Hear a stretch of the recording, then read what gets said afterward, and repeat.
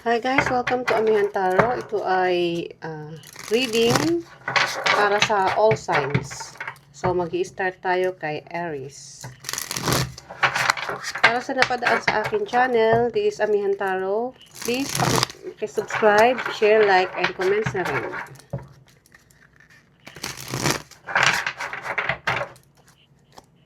So magsisimula tayo kay Aries.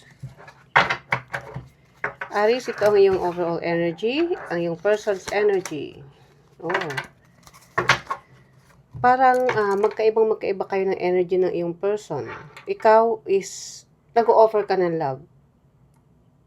Buo-buo ang puso mo para ibigay sa taong to, yung emosyon mo.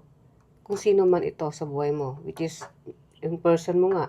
But your person is Nine of Swords. Ano siya, napakalungkot.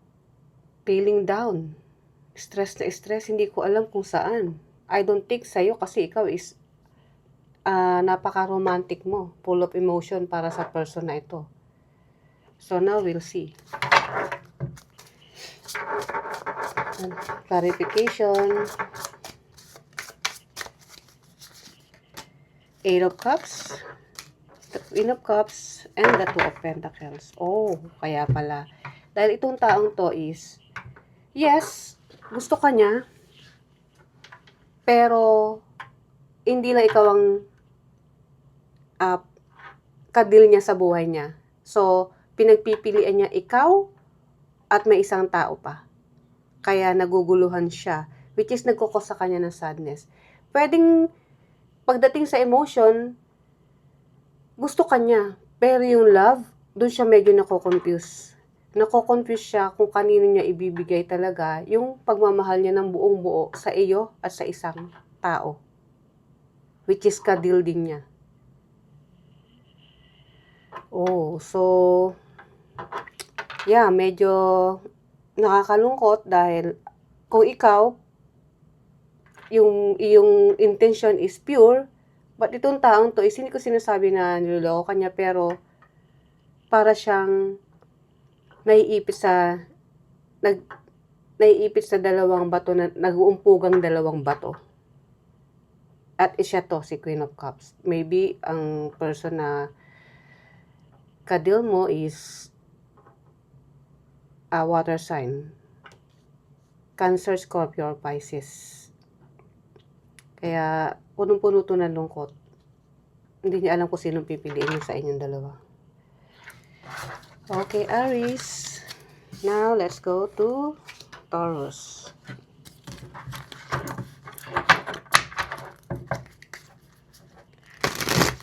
Ano ang message para kay Taurus?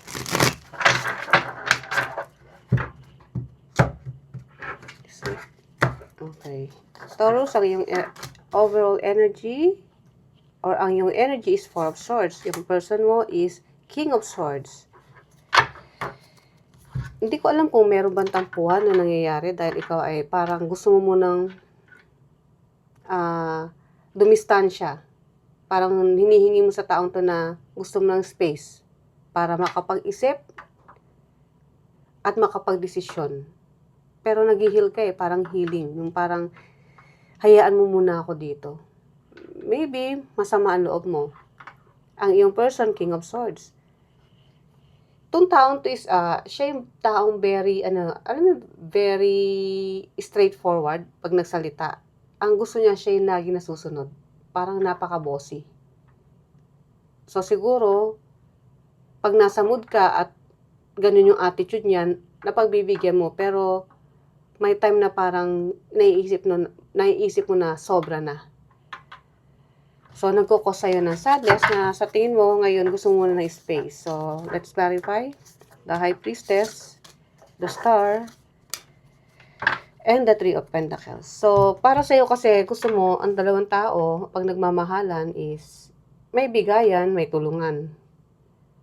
Ang problema is, yung isa sa inyo is dominante, which is itong person mo, at ikaw naman yung parang laging gusto niya sumunod sa kanya. Kung ano yung sasabihin niya. Parang siya yung lagi nagdi-decide para sa relationship ninyong dalawa. So, kailangan mo nga, at ikaw yung taong napakatahimik mo. Hindi mo masabi yung gusto mo magsalita, gusto mo magreklamo, or gusto mo makipag-i-confront itong taong to, pero parang kinikimkim mo na lang. Kaya, humingi ka ng distansya para maibsan man lang yung sama ng loob mo. Pero mas maganda, Taurus, yung maging open ka para alam din ng taong to na kailangan niya rin baguhin kung ano man yung mga nakasanayan niya na, yun nga, parang napaka-dominante. So, ang hinahanap mo rito yung equal give and take. Walang mas dominante, kumaga pantay lang. Okay, now next, Gemini.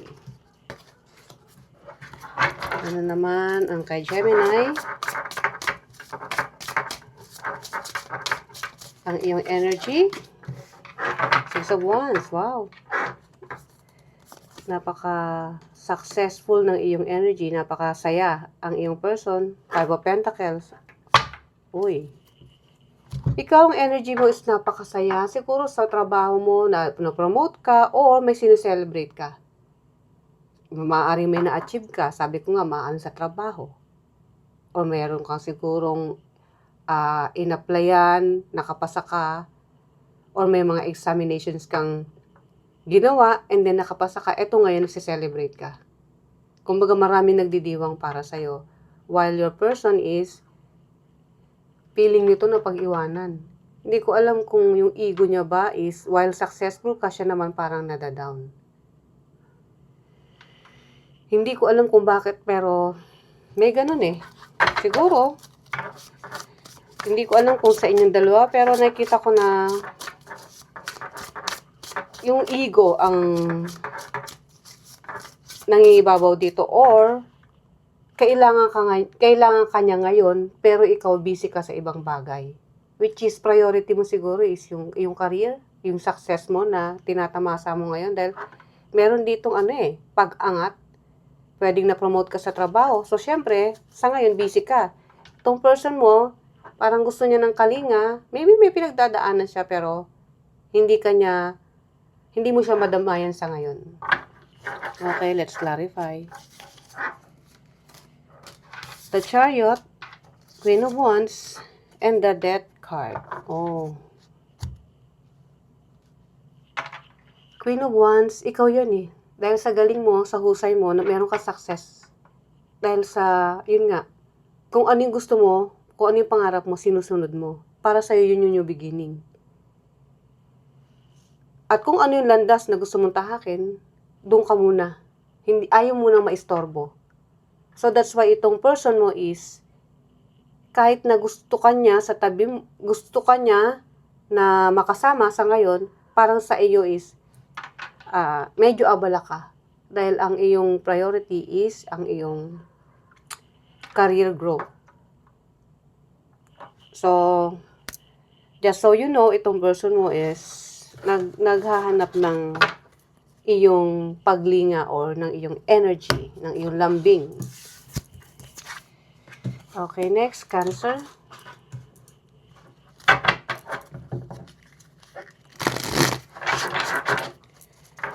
Ano naman ang kay Cancer?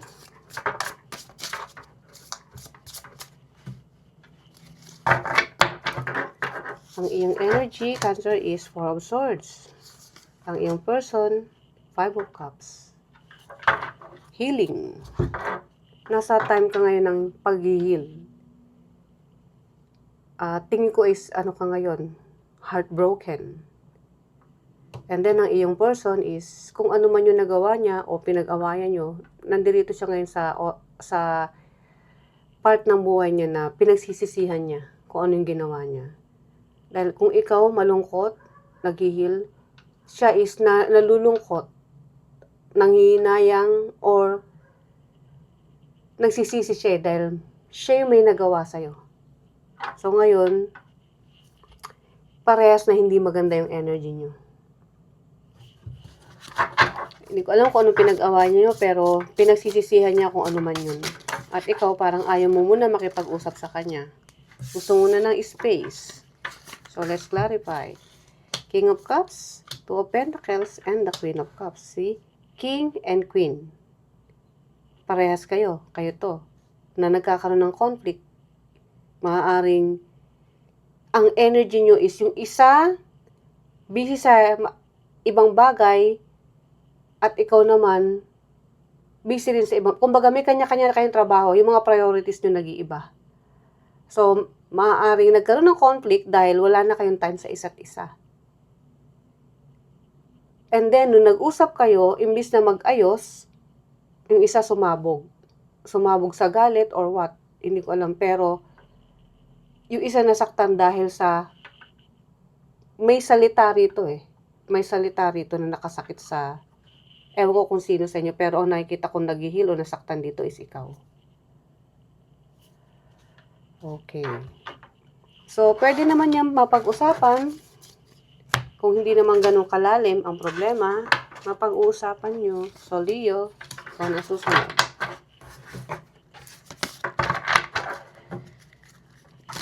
Ano ang energy para kay Leo?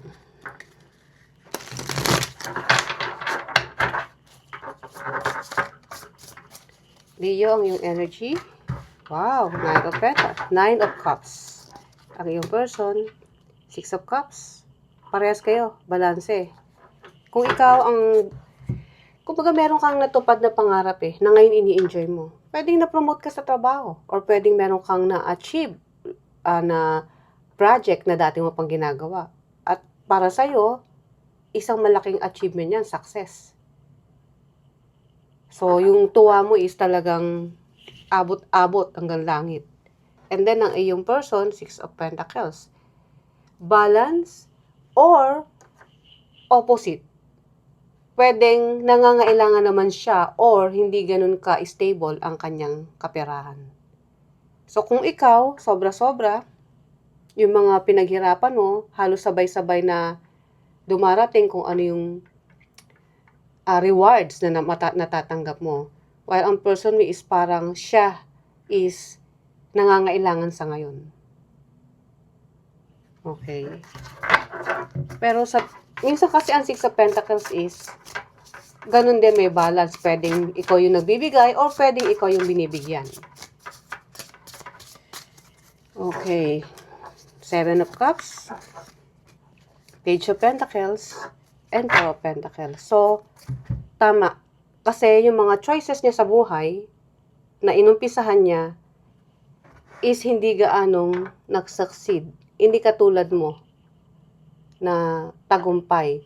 Siya, yung mga pinag-effortan niya, yung mga opportunity na pumasok sa kanya or nagbukas sa kanya, which is nakikita ko rito na ginawa niya yung best niya, but still, parang hindi siya kontento. So, sa ngayon, hindi siya ganun ka-stable. Hindi naman literal na gusto niya ng pera or kailangan niya ng pera, pero hindi siya ganun ka-stable na katulad mo kasi ikaw is talagang halos sabay-sabay na ang pumapasok na blessing sa'yo. Okay. Now, Virgo. Ano ang energy mo?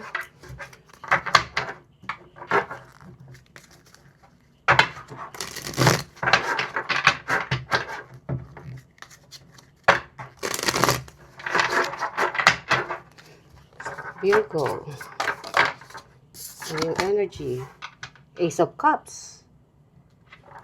Ang iyong person, Seven of Wands.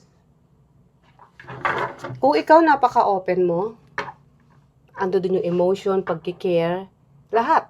Siya yung priority mo, itong person mo. Buong puso mong inaabot sa'yo, inaabot sa kanya ang iyong pagmamahal. Pinapakita mo yan. Pero ang iyong person, yes, may emotion, pinapakita niya rin yan. Pero may pagka-defensive. Hindi katulad mo na all the way. Siya, minsan, parehas kayo ng energy, minsan hindi. May siya, reserve. Hindi niya buong buo na ipinapakita sa'yo yung pagmamahal. Maaaring may mga trauma pa siya in the past. So, sa ngayon, kahit na masaya siya sa feeling mo or maganda tong relationship ninyo, May mga times na ikaw mismo nahalata mo na medyo ano siya, minsan may parang boundaries. Hindi siya ganun ka-open sa'yo. Okay, let's clarify. King of Cups, Ace of Pentacles, and the Three of Swords. Oh. Kasi kung sino man tong King of Cups sa buhay nitong person na to is nagkaroon to ng ng separation na ikinalungkot o from the past yun past person niya, which is itong King of Cups, na sumira ng kanyang tiwala. Hindi lang tiwala, pati ang kanyang, syempre, ang puso niya nasaktan. Na ang akala niya is stable na relationship, pero hindi. So, doon nagkaroon yun ng parang, sa ngayon, yes, andiyan dyan siya sa'yo, may pagbibigayan, may pagmamahalan, pero may takot. Kaya, sa ngayon, hindi niya pa kayang ibigay ng buo 100% yung pagmamahal na ine-expect ko sa kanya. Okay. Now, Libra.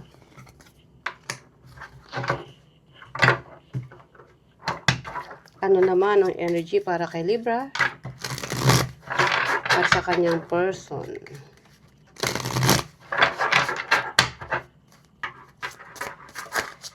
So, Libra, ano ang iyong energy? Six of Cups. Ang iyong person, Knight of Swords. Alam mo, Libra, nakakatuwa kasi itong person mo is napaka-agresibo, yung energy niya sa'yo is talagang gigil na gigil. Kumbaga, nagbibigay ka ng inspirasyon sa kanya. Pero ikaw, ang isip mo is nasa yung mga memories na from the past. So, kung ikaw, hindi ka pa nag-heal, at yung isip mo ay nandoon pa rin sa iyong ex, hindi ito magiging maganda. Baka mamaya itong taong to is makahalata na. Dahil nakikita ko naman itong person mo is yung emosyon niya, binibigay niya sa'yo. Hindi siya nahihiya kung ano man yung gusto niyang ibigay. Pinapaalam niya talaga sa'yo yan. Pero ikaw, yes, ina-accept mo, nire-receive mo. Para sa'yo, may harmony yung pagsasama ninyo, pero ang isip mo palagi is the person from the past. Or a person from your past. Okay, let's clarify.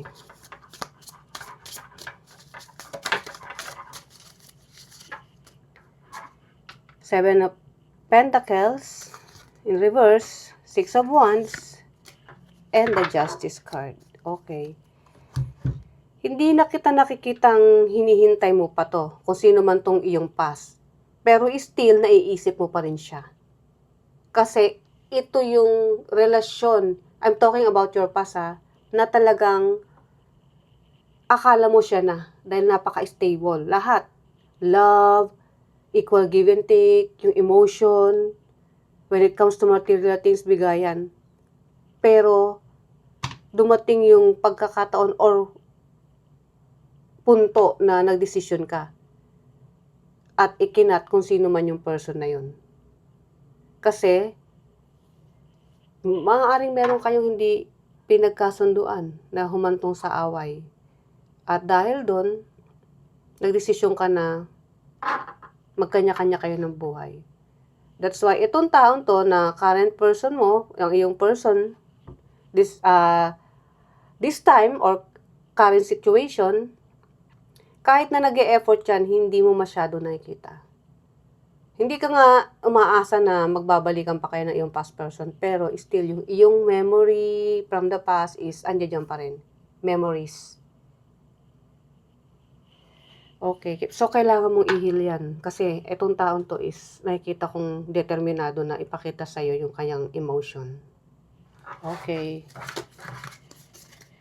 So now, let's go to Scorpio. Scorpio.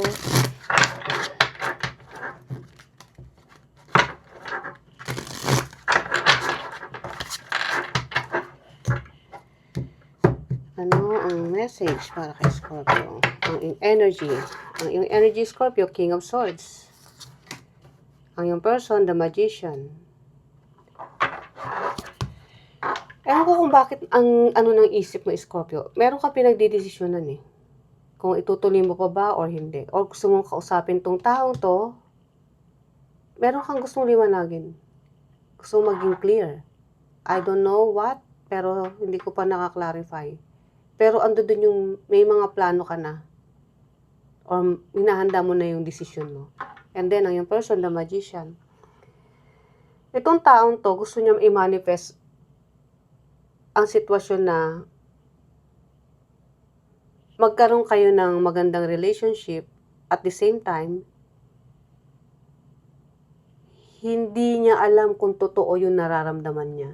So parang, yes, pagkaharap mo itong taon to, kala mo totoong-totoo. Pero deep inside, yung emotion niya, hindi ganun ka-pure. Kumaga, parang nilalaro ka.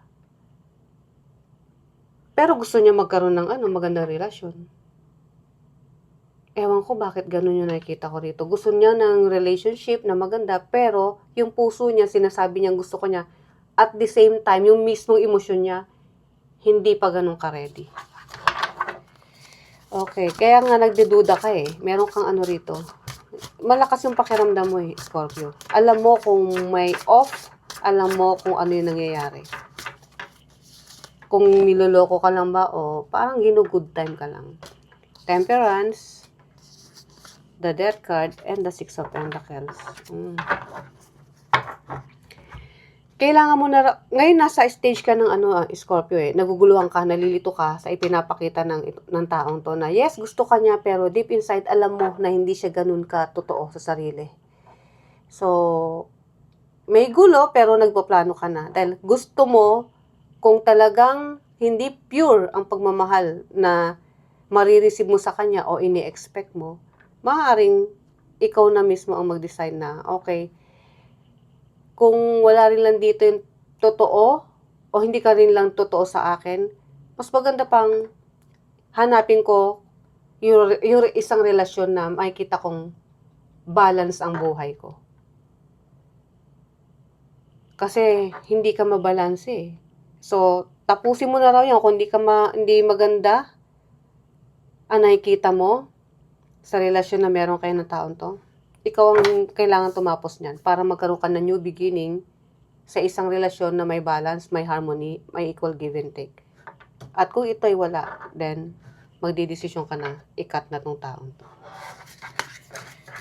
Okay. Now, Sagittarius.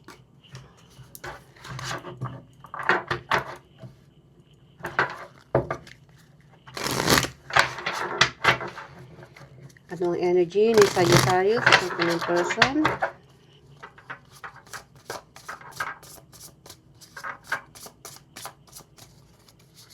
Your energy, the Wheel of Fortune. Ang yung person, Two of Wands. Gusto mo ng, let's say, another cycle of your life. New beginnings. Kumbaga, gusto mo nang iwanan yung mga hindi na magandang energy at gusto mo naman ngayon ng fresh start dito sa person na to. Pero itong person mo is malayo ang iniisip. Hindi makapag-desisyon. Parang nabubuhay pa rin siya sa mga nakaraan. Nakaraan which is hindi ka involved. May maaaring nakaraang eksena sa buhay niya na hanggang ngayon iniisip-isip niya pa. Pwede yung past niya. So, kung ikaw is full of energy na magkaroon kayo ng mas fresh na, kasi maaaring to meron kayong time na dull moment, meron na masaya. Pero ngayon, this time, gusto mo naman ng, okay, stability ang gusto ko sa relationship, why not i-level up pa natin? Parang ganun nakikita ko eh. Pero siya, hindi pa siya ready. Sabi ko nga, maaaring nabubuhay pa siya sa mga past na relationship na andiyan siya sa tabi mo, pero hindi pa rin siya ganun ka-desidido na mag-settle down for good. Kumbaga, lumugar sa tahimik. Dahil ikaw, nakikita ko as Sagittarius, gusto mo na ng, kung kayo ngayon is, let's say, romantic partner, pero ikaw mas gusto mo pang ng kasal. Gusto mo na lumugay sa tahimik. Kumbaga, yung talagang magsama na kayo. Pero itong taon to is hindi pa ganun ka-ready. Two of Swords, Nine of Cups, and the Queen of Wands. Okay, hindi niya iniisip yung ibang past person niya or mga ex. Ang iniisip niya is, ano to, may pagkamaterialosa. So, sa kanya, gusto niya ng physically attracted siya sa'yo. Ando doon yung chemistry ninyo. Kitang-kita ko yan. Pero ang isip niya ngayon is, yung stability niya when it comes to sa kanyang career, yung kanyang career growth. Kasi maraming pangarap pa tong taong to. Kaya ayaw niya pang magpatali sa'yo. Pero gumugulo rin yung sa isip niya. Maaaring hindi niya lang masabi sa'yo ng totoo. So, yun yung dahilan. May pagka-materialosa siya o materialoso. Walang gender, ikaw nakakaalam niyan kung saan mo i-apply itong sitwasyon mo, Sagittarius. Pero itong taon to is maraming pangarap. Marami pa siyang gustong gawin sa sarili niya. Okay. And then, Capricorn.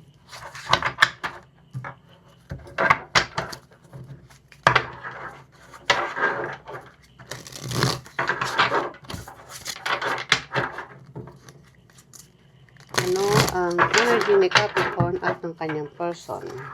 Yung energy, the Star. Your person's energy, the Hangman.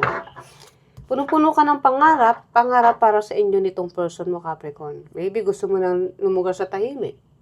Kung sa tingin mo matagal naman na kayong nagsasama, bakit hindi pa kayo magpakasal? Kasi parang gusto mo na rito ng marriage eh. Parang sa'yo yun yung pangarap mo. Pero itong taon to, hindi pa desidido. Naka-pause. Kung ikaw ready na, siya hindi pa. So, kailangan mo maghintay. Kailangan mo munang pakalmahin ang iyong sarili. Let's clarify. Six of Cups, Six of Swords, and the Wheel of Fortune. Darating yan. Dahil itong taong to, may mga, yung past person niya, kasi, yes, stable yung relasyon na meron kayo, pero may mga sumagsagi pa rin na alaala sa kanya. At yun ay nangyari sa past. Pwedeng, ang inaalala niya is, maaaring hindi maganda yung naging past niya, na parang ganito, gusto niyo lumugar sa tahimik. Maaaring na-experience niya yun, pero hindi naman pala maganda yung nangyari. So, nag-cause yun sa kanya ng parang trauma. Pero after nun, mas pinili niya pa rin yung kanyang katahimikan. Katahimikan na nung inalisan niya kung ano man yung relasyon na yun, ay yun, doon kanya nakilala. So, ini-enjoy niya yung company niya sa'yo. Nung iniwan niya yung dati niya relasyon, let's say, okay, para hindi ka maguluhan, itong taon to is, may problema o naiisip niya pa yung kanyang past person, right? So, nag-cause yun sa kanya ng trauma. Yes, inalisan niya yun, lumayo siya, at dun yung time na nakilala ka niya. Na ngayon, para sa kanya, ito yung bagong chapter ng buhay niya, pero hindi siya nagmamadali. Kasi kailangan niya pa rin i-heal completely kung ano man yung trauma or experience na naranasan niya. Okay. And then, Aquarius.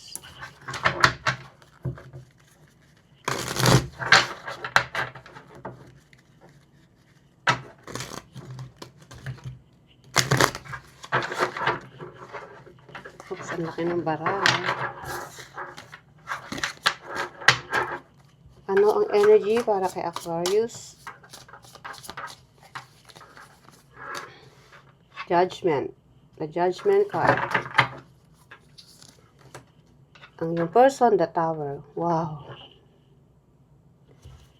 May isang pangyayari na biglang boom na nagbago kung ano man tong relationship na meron kayo. Ang yung energy, the Judgment, ikaw na ang nagising or ginising ka na ng universe na Aquarius, this time, kailangan mo na mamili. Piliin mo kung ano yung mga tao, bagay na makakabuti sa'yo at iwanan mo na yung mga bagay at tao na hindi na nakakatulong sa paglago mo. So, kung ano man yan, pwedeng itong taong to. Na, nung nag-decide ka na tapusin ang lahat, dahil meron kayong naging issue nitong taong to which is hindi inaakala ng person mo na magdidesisyon ka. So, ngayon itong taong to is hindi niya alam kung anong gagawin niya. Maybe may pinag-awayan kayo na ikaw na puno, kaya biglang nagdesisyon ka na that's it. Okay, ano ang ika-clarify natin yan?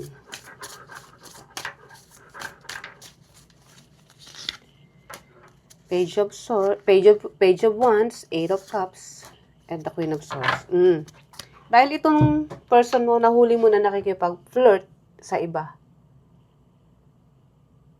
Parang hanggang ngayon, hindi pa rin siya ganun ka-mature. Ikaw ang gusto mo is yung stable na relationship, yung ayaw mo na ng parang bata, yung hindi seryoso. Kasi siguro nasa age ka na ng gusto mo nang lumugar sa tahimik, pero itong taong to is parang ang gusto niya is bukod sa'yo, nakikipag-flirt pa sa iba. Yung parang yung gusto niya malaya, may freedom. Pwede ka naman magkaroon ng freedom, pero it depends kung ano yung mga ginagawa mo. Lalo na kung in a relationship ka na, di ba? Pero sa kanya, parang wala lang. Hindi niya iniisip na yung emosyon mo kung paano ka masasaktan. At nagkukos sa'yo ng sadness. Na naiisip mo, parang martyr ka ba para magtiyaga sa taong to? Pero in the end, eto na, naisip ka na hindi ko na kaya to. Kailangan ng mabago kung ano yung dapat mabago sa relasyon na to na. Hindi ka na masaya. So, ikaw na ang umiwan. Kung ano man tong dinadanas mo sa person na to. Next, Pisces.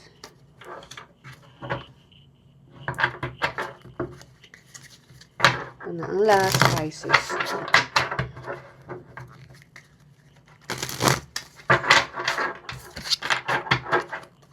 Ano ang energy mo, Pisces, at ng iyong person this week? Page of Swords. Ang iyong person, the Chariot. Ito yung energy na ini-stalk or stalking. Iniimbestigahan mo tong person mo. Bakit? Ano ba? May nararamdaman ka bang ginagawa niya? O gusto mo ng communication? Clear communication. Kung ano ba ang mga nangyayari. Itong yung person, the Chariot. Parang iba yung direction niya eh. Yes, nangi-stalk ka, pero siya abala sa ibang bagay. So, kung ikaw nagte-text sa taong to, ini-stalk mo, well, deadma ka. Dahil mayroon siyang ibang pinupuntahan o may ibang pinagkakaabalahan. Let's clarify.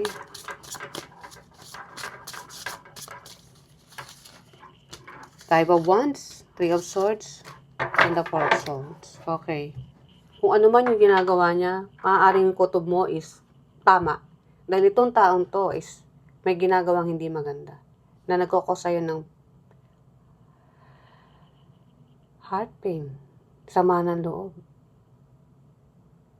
Ang sakit nito, Three of Swords. Hindi lang to isang beses. Madalas mangyari to, Pisces. Sobra-sobra na yung sakit na naramdaman mo rito sa taong to. Na kailangan mo na raw mag-heal. Pero parang hindi ka napapagod. ipinaglalaban mo pa rin. Pero itong taon to, emotionally, hindi na rito eh. Hindi na sa'yo. Nasa iba na. Kaya kahit anong stock mo pa dyan, kahit anong message, communication na dinidemand mo, wala na. At alam mo yan. Kaya nga nagkakos ng conflict sa relasyon na ito. Yung isa, gusto pa, yung isa ayaw na. Na sa'yo is talaga namang heartbroken ka talaga. Well, kailangan mo raw mag-heal, Pisces. Yun ang tanging magagawa mo sa ngayon. Dahil ang emosyon nito is wala na rito. Wala na sa'yo. Nasa iba na. Okay. Ito po yung mga energies na binibigay ko sa all signs. O hindi ko binibigay na sagap ko from universe for this week.